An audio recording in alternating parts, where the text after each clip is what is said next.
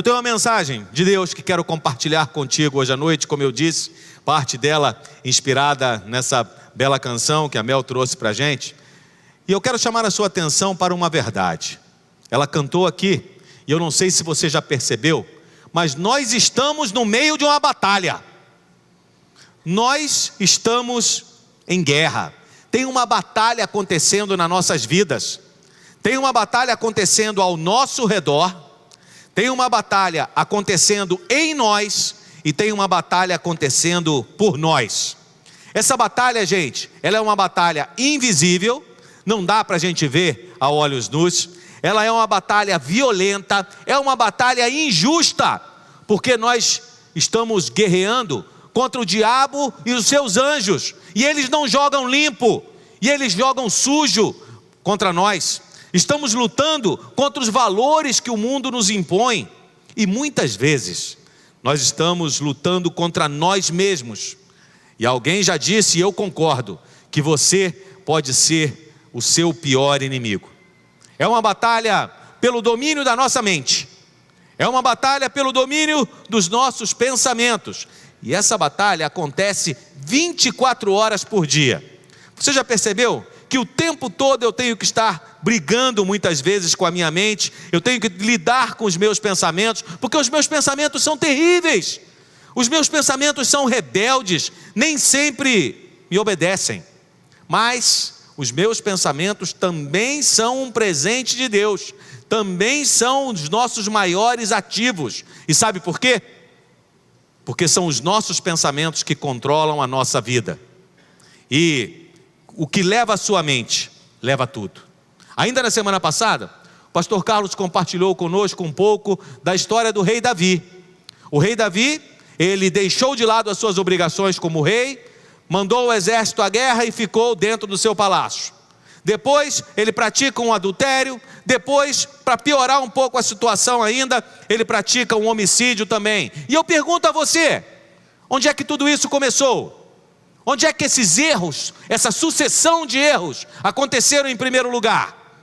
Em primeiro lugar, aconteceram na mente do rei Davi. E eu? E você? Somos diferentes de Davi? Estamos imunes a esses pensamentos? É claro que não. Quantas vezes nós pensamos em fazer alguma coisa errada, ou melhor, antes de fazer alguma coisa errada, antes de decidir pecar, errar o alvo que Deus tem para nossas vidas, isso acontece primeiro na nossa mente. Essa história então, gente, de controlar os meus pensamentos, de controlar a minha mente, ela é tão importante, que eu gostaria de convidar você para participar dessa pequena série de 3 mensagens. A primeira hoje à noite, onde nós vamos repensar a nossa maneira de pensar. A segunda, próximo domingo de manhã, e a terceira, no próximo domingo à noite. A série é Repensando a Sua Vida. O convite é para que, à luz da Bíblia, à luz da palavra de Deus, nós possamos encontrar então estratégias, descobrir como é que eu posso guardar, proteger, fortalecer e renovar os nossos pensamentos. Porque uma coisa é verdade: se os nossos pensamentos são a causa dos nossos problemas, ou grande parte deles, também os nossos pensamentos são uma chave para que possamos viver aquela vida abundante, aquela vida plena, aquela vida de alegria e paz que o Senhor Jesus nos oferece. Eu quero começar então convidando a você para ler comigo o texto de 2 Coríntios, capítulo 10, versos 3, 4 e 5. Eu vou ler o verso 3 e o 4 e juntos nós leremos então a terceira tela, o verso 5. Paulo, escrevendo aos crentes na cidade de Corinto, ele diz assim, 1 Coríntios, capítulo 10, verso 3. É claro, obrigado Marcelo, é claro que somos humanos, mas não lutamos por motivos humanos. As armas que usamos na nossa luta não são desse mundo. São armas poderosas de Deus, capazes de destruir fortalezas. Leia comigo agora. E assim, destruímos ideias falsas e também todo o orgulho humano, que não deixa que as pessoas conheçam a Deus. Dominamos todo o pensamento humano e fazemos com que ele obedeça a Cristo. Feche seus olhos mais uma vez. Amado Deus, nós queremos pedir pela Tua misericórdia, que mais uma vez Tu fales aos nossos corações. Muito obrigado pela riqueza de informações que a Tua palavra nos traz. Que o Teu Espírito Santo possa nos conduzir nessa reflexão nesta noite. É em nome do Senhor Jesus que nós oramos. Amém. Muito bem.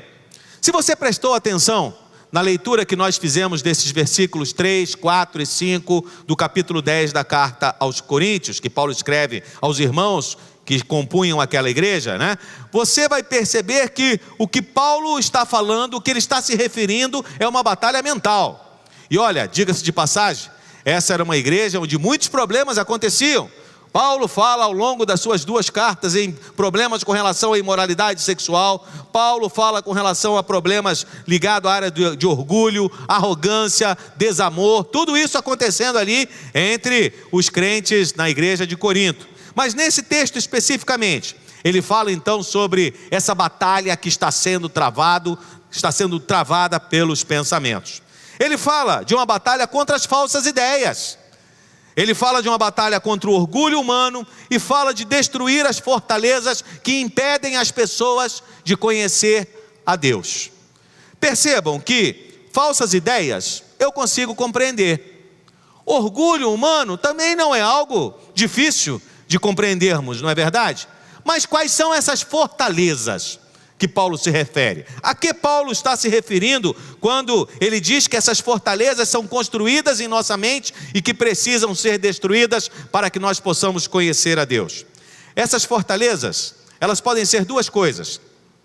A primeira delas, elas podem ser os valores que o mundo tenta nos impor, como por exemplo o materialismo, onde você se preocupa com coisas. O hedonismo, onde você acha que você é o centro do universo e satisfazer os seus desejos é o que há de mais importante. Relativismo, não há verdades absolutas, tudo é relativo, depende do contexto. Secularismo e tantos outros ismos que estão por aí afora, tentando ser forçado pela cultura, tentando ser forçado em nós pela cultura do mundo. Mas também podem ser atitudes pessoais, barreiras como preocupações, barreiras como ira, barreira como ressentimentos. Essas coisas não nos impedem de conhecer mais a Deus, né? Barreiras, por exemplo, né? Como medo, como a culpa e tantas outras coisas. E a Bíblia diz que tudo isso precisa ser derrubado. Lá no Celebrando a Recuperação, nós conhecemos bem os efeitos dessas barreiras na vida das pessoas, nos impedindo de nos relacionar corretamente com Deus, de nos relacionar corretamente com as outras pessoas e muitas vezes conosco mesmo. Então, gente, qual é o remédio? Ou melhor, para usar a linguagem de batalha, essa linguagem militar de guerra, né, que Paulo está usando aqui, quais são as ferramentas, as armas que eu preciso conhecer para derrubar essas fortalezas? Bom, a resposta está aqui no finalzinho do verso 5. Paulo diz assim: dominamos todo o pensamento e fazemos com que ele obedeça a Cristo. Em uma outra versão, Paulo usa a expressão levando meus pensamentos cativos a Cristo, de maneira que eles possam obedecer a Cristo. O que esse levando cativo quer dizer? Quer dizer aprisionar, quer dizer subjugar, quer dizer conquistar, acima de tudo, ter controle. Mas como eu posso fazer isso? Como eu posso controlar os meus pensamentos? Quando eu posso dominar a minha mente? Quando muitas vezes ela nem é minha. Já percebeu que às vezes nós queremos ir para a direita e nós acabamos indo para a esquerda? Paulo fala o que a música cantou ainda agora, os versos da música. Muitas vezes eu quero fazer o bem que eu quero, esse eu não faço, mas o mal que eu não quero, é esse que eu pratico. E Paulo diz ainda mais, diz assim: miserável homem que sou, quem me livrará do laço dessa morte? Sendo assim, o que é que eu preciso saber para dominar os meus pensamentos, para dominar a minha mente? Que ferramentas eu preciso conhecer para que esse versículo seja uma verdade na minha vida? Se você chegou aqui agora à noite, você deve ter pego ali sobre a mesa o seu boletim. Se não pegou o seu boletim, você levanta a mão que o nosso pessoal da recepção vai nos ajudar. Olha, temos várias pessoas com a mão levantada. Vou pedir a Marcinha que nos ajude, as irmãs ali. Mantenha a sua mão levantada que o boletim vai chegar até você. Aqui no verso tem um pequeno resumo do esboço que nós vamos seguir para essa reflexão, baseada no texto de 2 Coríntios capítulo 15. Não temos mais? Infelizmente não temos mais o boletim então para acompanharmos, mas você pode acompanhar com quem está aí do seu lado e acompanhar aqui no telão. Se você tem o boletim, escreva aí: a primeira ferramenta que eu preciso conhecer, ferramenta número 1, não acredite em tudo que você pensa. Quer destruir as barreiras? Quer destruir as fortalezas? Quer dominar seu pensamento? Quer ter a sua mente sob controle? Número 1, não acredite em tudo o que você pensa. Nós temos a tendência de acreditar que tudo que nós pensamos é verdadeiro, porque veio de nós. Lê do engano, não é verdade isso. Olha o que a Bíblia nos diz, Jeremias capítulo 17, verso 9, fala assim: o coração é mais mentiroso e traiçoeiro que qualquer outra coisa. O coração do homem é terrivelmente cheio de maldade. Não há ninguém capaz de saber até que ponto é mau e pecador o coração humano. Sabe o que esse versículo quer dizer?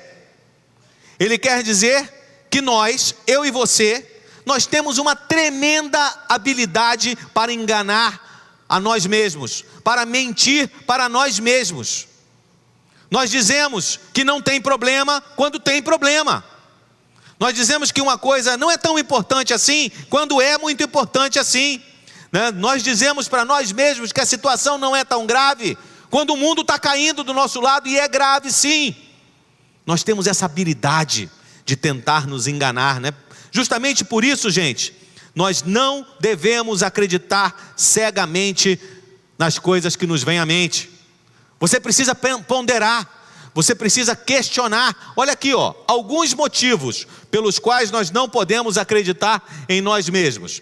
Nós temos que perguntar, né, se o que eu estou pensando é verdadeiro, se eu estou vendo mesmo isso. Tudo começa na mentira, e a Bíblia nos ensina que quem é o pai da mentira é Satanás.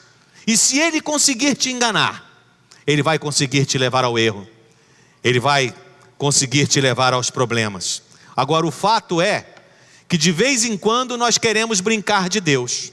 Essa é uma expressão que usamos também lá no Celebrando. Sabe o que é brincar de Deus? É quando eu acho que eu sei mais do que Deus, o que é melhor para mim. Quando eu acho que os meus planos são melhores do que os planos de Deus. Quando eu acho que o que eu penso é melhor do que as informações que Deus tem feito chegar até mim. Eu quase penso que não tenho pecado, de tão bom que às vezes eu acho que eu sou. E isso é um problemão, pessoal. E a Bíblia nos alerta com relação a isso. João, na sua primeira carta, 1 João capítulo 1, verso 8, ele fala exatamente isso. Você pode ler comigo?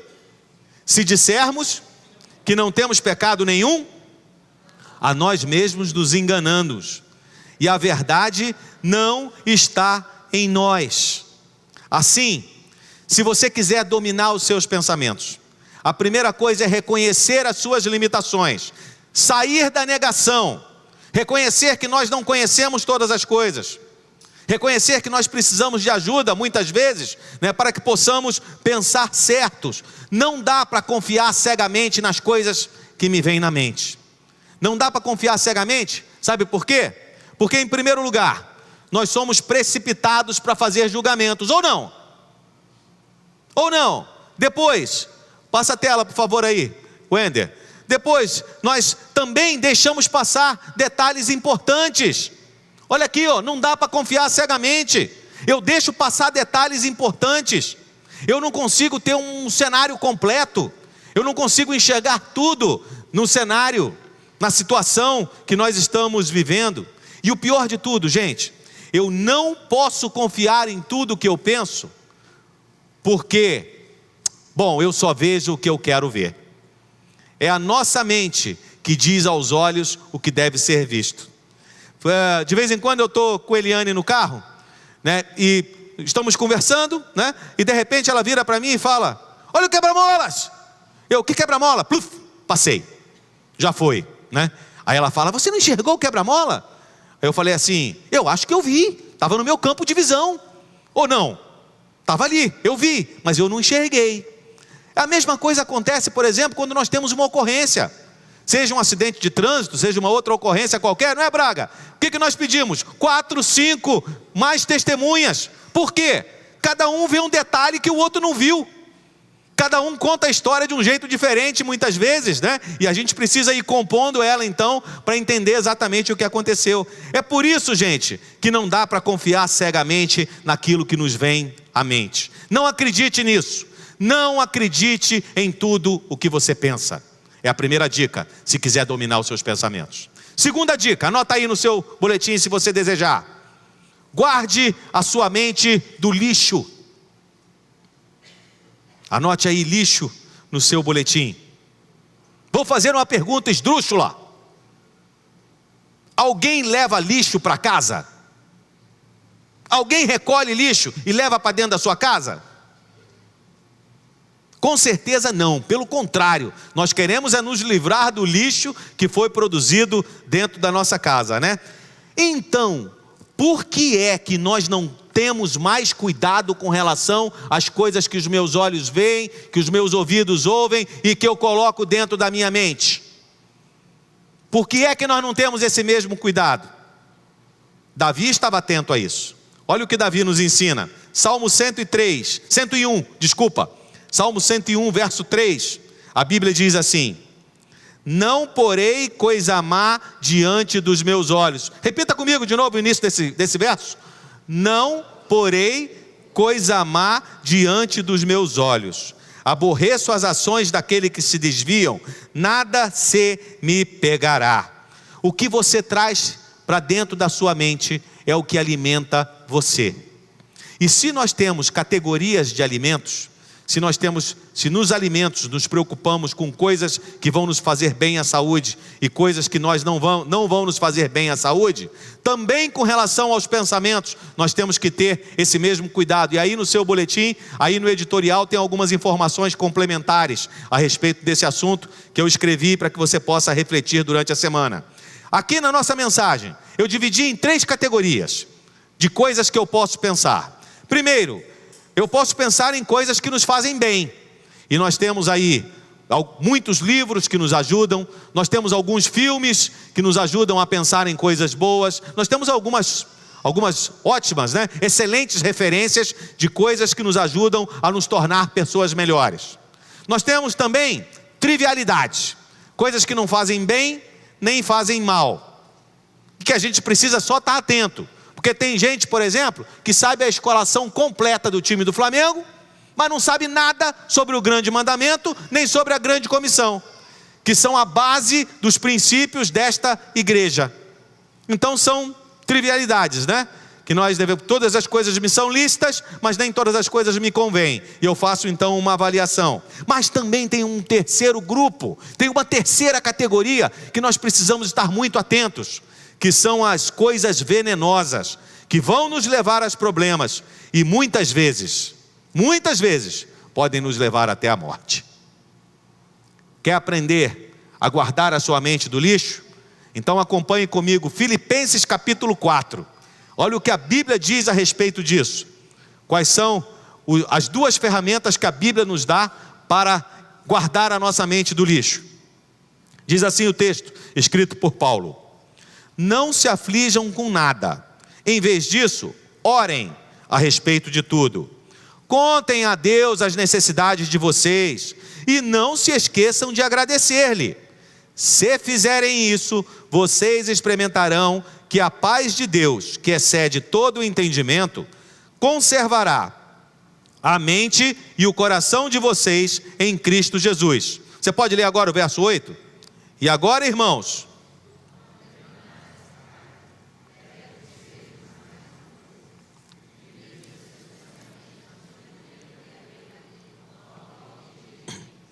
pensem em coisas que sejam puras e agradáveis, e detenham-se nas coisas excelentes. Pensem em todas as coisas pelas quais vocês possam louvar a Deus. Percebeu? Conseguiu identificar nesses 3 versículos as 2 ferramentas que Deus coloca à nossa disposição? A primeira ferramenta que eu encontro aqui é que eu preciso aprender a conversar mais com Deus. Eu preciso aprender a orar mais, a me relacionar mais com Deus. E a segunda ferramenta, eu preciso aprender a fixar os meus pensamentos naquilo que vale a pena. E eu vou repetir o verso 6, para que você veja isso de maneira bem clara. Olha o que diz aqui o verso 6. Não se aflijam com nada. Em vez disso, orem a respeito de tudo. Contem a Deus as necessidades de vocês e não esqueçam de agradecer-lhe. Olha o 7. Se fizerem isso, ou seja, se vocês orarem, se vocês contarem a Deus as suas necessidades, o verso 7 diz que vocês experimentarão que a paz de Deus, que excede todo o entendimento, conservará a mente e o coração de vocês em Cristo Jesus. Ou seja, eu estou pedalando de manhã, eu vou orar. Deus, cuida dos meus filhs. Eu estou dirigindo para o trabalho de manhã, eu vou orar. Deus, me abençoa hoje no trabalho. Eu estou em casa cozinhando, estou em casa nos meus afazeres domésticos. O que eu estou fazendo? Eu estou pedindo, Deus, cuida das minhas necessidades. É disso que a Bíblia está falando. Quando nós agimos assim, e se agirmos assim, nós podemos experimentar a paz de Deus. E é a paz de Deus que vai guardar os nossos corações do lixo. É a paz de Deus que vai guardar a nossa mente, que vai guardar os nossos pensamentos. Sabe por quê? Porque quem ora e entrega a Deus uma determinada necessidade, descansa. Ou não? Quem ora e pede a Deus para abençoar, precisa confiar que Deus tem as melhores respostas, que Deus tem os melhores planos. Então eu não dou espaço para que aquelas barreiras sejam construídas, atrapalhando o meu relacionamento com Deus. E a segunda informação que nós encontramos aqui, fixe os pensamentos naquilo que vale a pena. É o que diz o verso 8.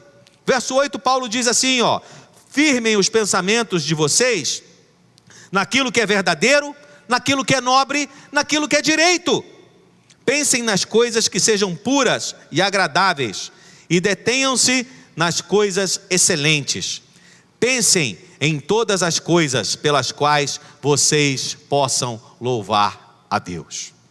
Então, orar e pensar em coisas que vale a pena. Para orar, eu não tenho que estar trancado no meu quarto de joelho com os olhos fechados. Isso é bom. Se você puder fazer, ótimo. Mas o estilo de vida que está sendo proposto aqui por Paulo é um estilo de vida de oração. Ou seja, onde você estiver, em qualquer circunstância, ore e coloque as suas necessidades diante de Deus. E depois, pensem apenas e tão somente nas coisas que vale a pena. Quando um pensamento que não vale a pena lhe vier à mente, sabe o que você faz?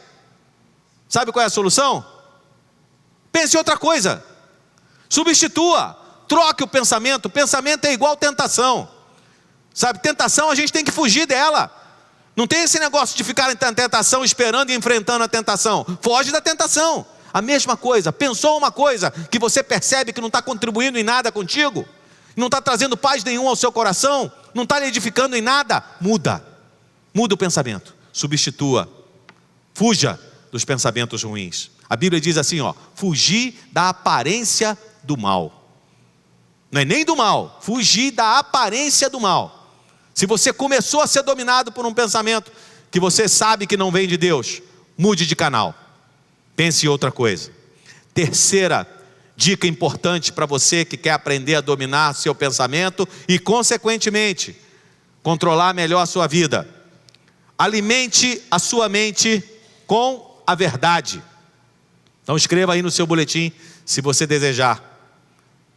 Alimente a sua mente com a verdade.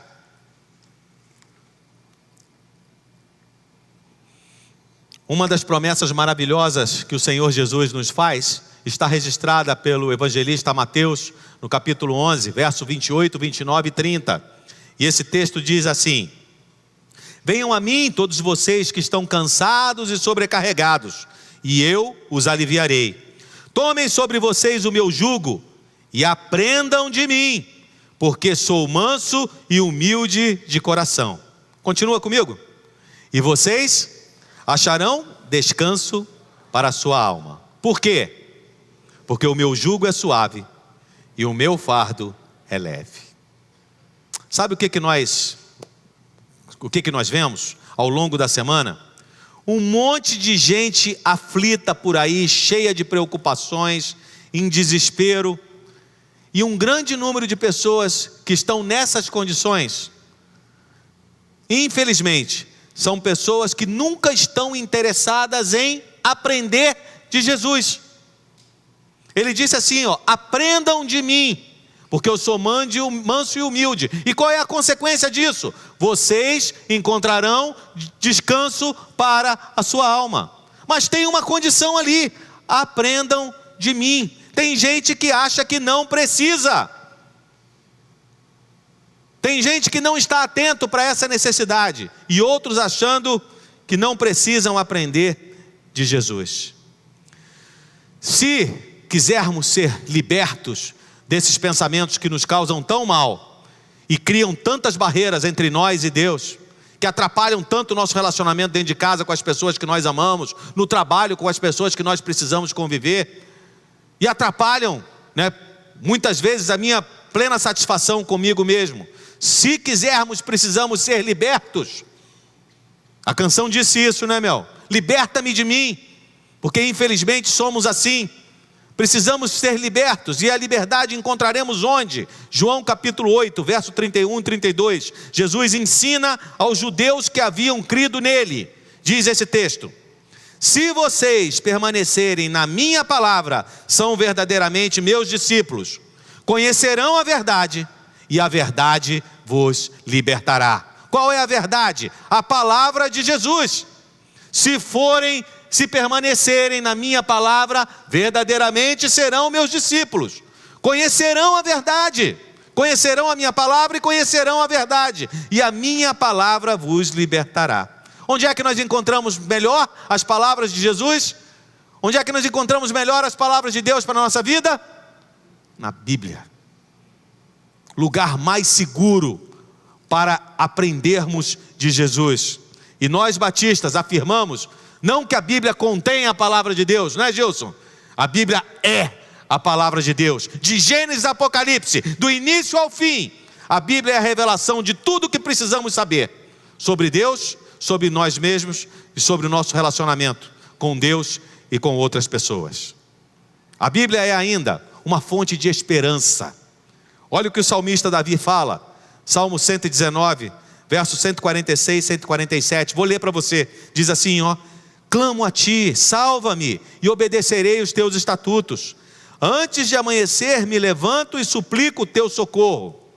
Na tua palavra depositei a minha esperança.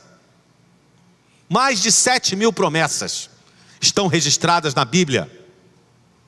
Promessas de Deus para mim e para você. Mas como é que eu vou conhecer se eu não estudo a Bíblia? Aqui na nossa igreja, nós temos, por exemplo, várias oportunidades para te ajudar a estudar a Bíblia. Uma delas, Escola Bíblica Dominical, acontece todos os domingos, das 10h15 às 11h15 da manhã. Professores capacitados que estudam durante a semana as lições, estudam a Bíblia e compartilham os ensinamentos e as verdades que precisamos para aquela semana. E nós temos, em média, 180, 200 alunos matriculados na Escola Bíblica Dominical, num universo de 800 membros. Pessoas, infelizmente, não leem mais as suas Bíblias em casa.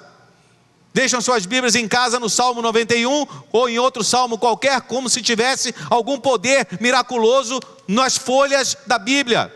A Bíblia só tem poder quando você abre, lê e estuda. Aí ela transforma a sua vida. Aí ela é poderosa mesmo. Se ela ficar só sobre a estante, gente, nada mais vai acontecer, a não ser juntar poeira, como em outros lugares também. Uma outra maneira de ouvirmos, de conhecermos mais de Jesus, de ouvirmos mais de Jesus, aprendermos mais de Jesus, é durante os cultos. Durante os cultos nós trazemos mensagens 100% baseadas na Bíblia. O que a Bíblia diz sobre um determinado tema. Hoje, por exemplo, sobre a importância de dominar a nossa mente, não é? E estamos vendo versículo por versículo o que a Bíblia fala sobre esse importante tema. Aí o que acontece? De vez em quando, eu estou lá atrás, você sabe que eu fico lá te recebendo, né?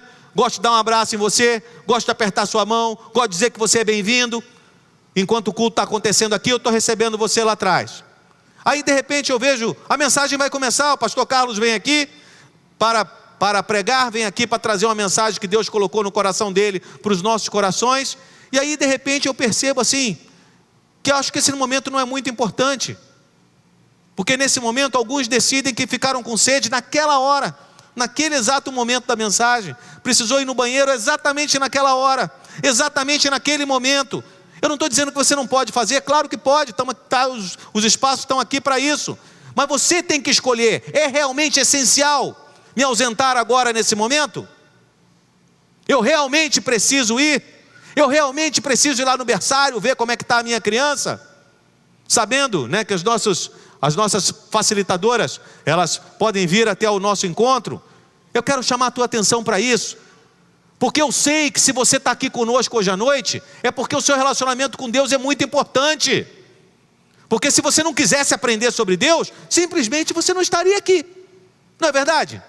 Tem tanto lugar para a gente estar. Se eu não quiser servir a Deus, se eu não quiser aprender de Deus, eu simplesmente escolho não estar aqui.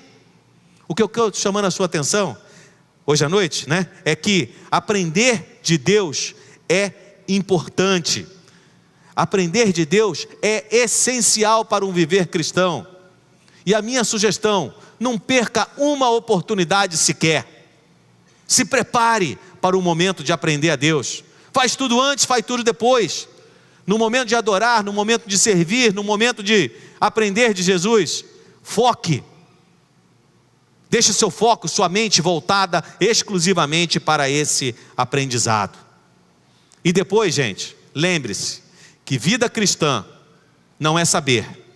Hoje de manhã eu falei sobre sobre Simão, o fariseu. Na verdade falei mais sobre a mulher pecadora que fez parte daquela cena no jantar na casa de Simão, o fariseu, né? Os fariseus eram conhecidos na época de Jesus por serem grandes conhecedores da lei. E eles conheciam mesmo. Eles conheciam mesmo o Velho Testamento, a lei, o Pentateuco. Conheciam os 5 livros de cor e salteado. Mas não conhecia nada de graça, não conhecia nada de amor, não conhecia nada de Deus, muito menos de salvação. Sabe por quê? Porque vida cristã não é o que você sabe, mas é o que você faz com aquilo que você sabe. O que nós fazemos com as coisas que aprendemos, lendo a Bíblia, participando dos cultos, estudando a Bíblia na escola bíblica dominical, ou num pequeno grupo multiplicador, ou lá no Celebrando a Recuperação, ou em qualquer outra oportunidade que essa igreja te oferece. O que importa é o que você vai fazer com tudo isso.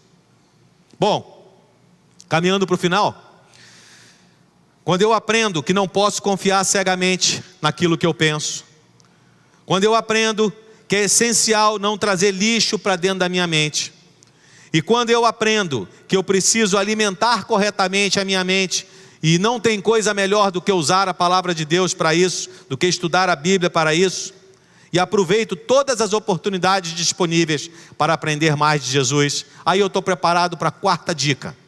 Estou pronto para o 4º ensinamento. Quer dominar a sua mente? Quer controlar os seus pensamentos e ter uma vida diferente? Mantenha o foco na coisa certa. Escreva aí no seu boletim se você desejar. Mantenha o foco na coisa certa. Da mesma maneira como as nossas escolhas erradas, como o mal, como o pecado tem origem nos nossos pensamentos, também as coisas certas têm origem nos nossos pensamentos. Você já percebeu o trabalho dos arquitetos? Já viu os arquitetos? Como é que eles sonham? Aqueles prédios fantásticos, aquelas casas maravilhosas, e depois os coitados dos engenheiros, do mestre de obra e os pedreiros vão ter que se virar para construir aquilo? Né? Tem engenheiro aqui? Tem engenheiro aqui? É isso aí ou não é, meu irmão? Não é assim que funciona? Arquiteto sonha aquela coisa mirabolante e depois o engenheiro tem que dar um jeito de transformar aquilo em verdade. E os músicos? E os músicos, André? né? Quando sonham aquelas peças, né? Aquelas peças fantásticas, aquelas óperas maravilhosas, ou esses louvores maravilhosos que nós cantamos aqui na igreja. Já percebeu? Tudo aconteceu primeiro, antes da prancheta, antes do caderno, do bloco de rascunho. Tudo aconteceu primeiro na mente. Porque a nossa mente é um grande presente de Deus. A nossa mente é valiosa demais. Porque eu garanto para você que se não fosse valiosa, não tinha essa batalha terrível sendo lutada para controlar a nossa mente. O segredo, mais um segredo: substituir os meus pensamentos pelos pensamentos de Deus. O profeta nos ensina isso. Jeremias, capítulo 29, verso 11. Você pode ler comigo, bem forte? Eu é que sei que pensamentos tenho a respeito de vocês, diz o Senhor, são pensamentos de paz e não de mal, para dar-lhes um futuro e esperança. Quanto mais eu me aproximo de Deus, quanto mais eu dou espaço, né, para Deus na minha vida, quanto mais eu vou descobrindo as coisas de Deus, deixando o Espírito Santo falar ao meu coração, mais eu vou descobrindo quais são os planos de Deus para a minha vida, quais são os pensamentos que Deus tem para a minha vida. E eu vou dizer para você: ninguém está aqui hoje por acaso. Deus tem um propósito na nossa vida. Nenhum de nós nasceu apenas e simplesmente da vontade dos nossos pais. Não é assim que funciona. Deus pensou em cada detalhe da nossa existência. Sabe, cada uma das suas habilidades, Deus tem um propósito específico para elas, porque Deus planejou. E como é que nós vamos descobrir quais são esses propósitos de Deus? Quais são os planos de Deus? Eu preciso ir permitindo, nesse relacionamento de intimidade com Deus, nesse dia a dia, nessa caminhada. Vida cristã, eu gosto de dizer, não é uma maratona. Vida cristã não é uma corrida de 100 metros. Vida cristã é uma maratona. Uma maratona, 42 quilômetros, né? Algumas até mais que isso. No nosso caso, uma longa maratona até a eternidade. Eu vou nesse processo, deixando Deus me moldar. É o que Paulo diz aos Filipenses, e a nós também. Filipenses capítulo 2, verso 13. A Bíblia diz assim: pois Deus está sempre agindo em vocês, para que obedeçam à vontade dEle, tanto no pensamento, como nas ações. Deus tem um propósito para a sua existência. E esse propósito de Deus para a sua vida se transforma no seu sonho. Você conhece qual é o seu sonho? Se eu pedir para você compartilhar comigo onde é que você quer estar daqui a 5 anos, o que é que você vai me dizer? Se eu pedir para você compartilhar comigo onde é que você vai estar, o que é que você vai estar fazendo daqui a 10 anos, o que é que você vai me dizer? Objetivos, sonhos, planos são essenciais. Visão é essencial. A Bíblia diz isso. Olha aqui, Provérbios capítulo 29, verso 18. Diz assim: onde não há visão, o povo perece. E eu tenho visto um monte de gente perecendo, sofrendo, porque não consegue enxergar à frente. Não sabe o que vai acontecer mês que vem. Acontecer no sentido humano da palavra. É claro que as nossas vidas estão na mão de Deus, mas não tem plano, não tem visão para o mês seguinte, para daqui a 6 meses, para daqui a 1 ano, que dirá para daqui a 5 anos. E a Bíblia diz: quem não tem visão, quando não há visão, o povo perece. Quem não tem sonhos, quem não tem meta, quem não tem objetivo, não tem como manter o foco. E vou dizer mais, está vivendo uma vida desgovernada, uma vida totalmente sem controle. Por quê? Porque nada acontece até que alguém sonhe. Há 18 anos atrás, um grupo da Igreja Batista Boas Novas sonhou que nós precisávamos de um espaço maior para receber mais gente. Cabiam 170 pessoas no espaço onde Deus era adorado pela igreja Boas Novas. Nós queríamos mais gente, precisávamos de mais gente. Alguém sonhou, o pastor Carlos sonhou junto com um grupo de pessoas, e nós estamos aqui hoje, nesse local, onde sentados, cabem 485 pessoas. Só estamos aqui, porque um sonho aconteceu. Qual é o seu sonho? Qual é a sua visão? O que é que Deus está falando para você? Para que você pense na coisa certa, mantenha o foco na coisa certa, mas você tem que conhecer essa coisa certa, né, que Deus tem para você. Isso é muito importante, pensar a coisa certa, porque Salomão, o homem mais sábio que já existiu segundo a Bíblia, é a Bíblia que fala isso, diz assim, Provérbios 23, 7, e é bem pequenininho, eu vou pedir para você ler comigo. Como é que diz a Bíblia? Porque como imagina em sua alma, assim é. Como você pensa, assim é. E o que eu quero pedir a você, ao chegarmos à conclusão dessa reflexão hoje à noite, é que você não se permita viver uma vida sem sentido, sem sonhos, sem planos, sem objetivos, porque Deus tem planos para você, Deus tem propósitos para a sua vida. Se aproxime de Deus, se aproxime de Deus. É promessa, está escrito, Ele falou assim, ó, chegai-vos a mim, e eu me chegarei a vós. É promessa. Aquele que bate, a porta se abre. É promessa, está escrito na Bíblia. Então é possível sim conhecer quais são os planos de Deus para a sua vida, quando você se relaciona com Ele. E a minha oração é que Deus seja mesmo o seu primeiro pensamento de manhã. Gosto demais daquela música, né? Meu universo. Que de manhã tu sejas o meu primeiro pensamento. Quando isso acontece, nós não temos ideia do que Deus pode fazer através de nós. Se você estiver pensando certo, sua vida será uma vida diferente. Por isso eu convidei você a repensar hoje a sua maneira de pensar. Porque se você estiver pensando errado, eu ouso dizer que você está vivendo algumas coisas ruins na sua vida, no seu dia a dia.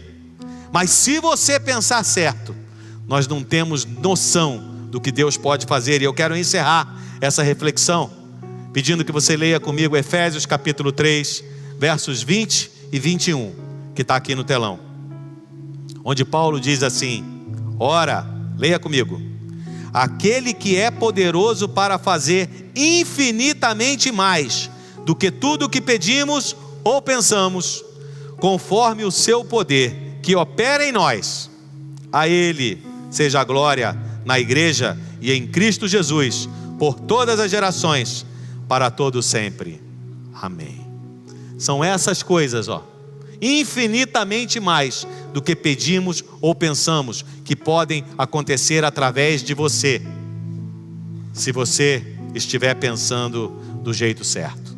Só não esqueça, nós estamos numa batalha, numa guerra, e a minha mente, os meus pensamentos são o campo de batalha onde essa guerra acontece e onde tudo começa. Se tudo começa lá, então lembre-se, esteja atento, não acredite em tudo o que você pensa, não dá para confiar. Depois, cuidado, nada de trazer lixo para dentro de casa, nada de trazer lixo para a sua mente. Pelo contrário, terceira dica: alimente-se corretamente, alimente a sua mente com a verdade. E nós vimos hoje que a verdade são os ensinamentos de Jesus. E por fim, mantenha o foco, descubra o propósito de Deus para a sua vida, descubra quais são os planos que Deus tem para você, para a sua existência, e mantenha o foco. Você vai ver, pratique isso, e você vai ver se as coisas não acontecem diferente na sua vida. Agora, eu não posso deixar de dizer que esse versículo, domine os seus pensamentos, leve os seus pensamentos cativos, para que eles obedeçam a Cristo, só vai acontecer na sua vida com uma condição. Tem uma condição, essa é a primeira e a mais importante de todas. Os seus pensamentos só serão cativos e obedecerão a Jesus, a Cristo, se Ele for Senhor da sua vida. Se Ele não é Senhor da sua vida, se Jesus Cristo é só alguém com quem você se relaciona mais ou menos, você tem até procurado aprender um pouco mais, mas ainda não sacramentou, ainda não disse assim publicamente, como diz a palavra de Deus: Jesus, Tu és meu Senhor e meu Salvador. Se você não fez isso ainda, então isso primeiro precisa ser feito, antes de que você consiga observar atentamente essas 4 dicas e experimente um jeito de pensar diferente, consequentemente uma vida diferente. E eu quero convidar a você, eu quero dar uma oportunidade para que você tome essa decisão nessa noite. O essencial para você pensar diferente é você entregar os seus pensamentos, entregar o seu coração, se entregar completamente, desistir de você. Como diz a canção, pede para Deus assim: Deus, liberta-me de mim. Posso ser meu pior inimigo, e eu sou o meu pior inimigo, se eu não permito entender esta primeira verdade da palavra de Deus, que Jesus é Deus, e que Ele veio ao mundo por amor a mim e a você, e que Ele morreu numa cruz, no meu lugar e no seu lugar, para que nós pudéssemos então experimentar a vida abundante, vida plena, vida diferente que Ele nos promete. Tendo os nossos pecados perdoados, passamos a fazer parte da família de Deus. Você já reconheceu isso? Isso já é verdade na sua vida? Então você está pronto para repensar a sua maneira de pensar. Se você não fez isso, eu quero convidar você a orar comigo nesse momento. Baixe sua cabeça, vamos todos orar. Senhor, nós reconhecemos as nossas limitações, reconhecemos que não podemos confiar nos nossos pensamentos, não podemos confiar em nós mesmos, reconhecemos que precisamos de Ti, e por isso eu declaro que a partir desta noite, deste dia, Tu és o meu Senhor e o meu Salvador. Não sei bem nem o que acontece depois disso, mas hoje à noite eu não quero sair daqui sem fazer essa declaração. Muito obrigado pelo Teu sacrifício na cruz, numa cruz que não era Tua, mas que tinha o meu nome, mas que por amor a mim, Tu escolhestes morrer nela, para que eu pudesse então fazer parte da família de Deus. E eu reconheço isso e Te recebo como meu Senhor e o meu Salvador. Amado Deus, nós louvamos mais uma vez o Teu nome e queremos Te dizer muito obrigado, ó Deus. Muito obrigado pelos Teus ensinamentos, muito obrigado pela Tua palavra, muito obrigado porque Tu nos permite aprender mais de Ti a cada dia, a cada culto, a cada celebração, a cada estudo. Muito obrigado por essas oportunidades. Que Tu nos ajudes, ó Deus, a pensarmos de maneira correta, para que a nossa vida seja uma vida diferente, para que possamos experimentar então a vida que Tu tens preparado para nós, que é infinitamente melhor do que qualquer coisa que nós possamos planejar ou pensar. Muito obrigado, mais uma vez dizemos e oramos em nome do Teu Filho amado Jesus Cristo. Amém.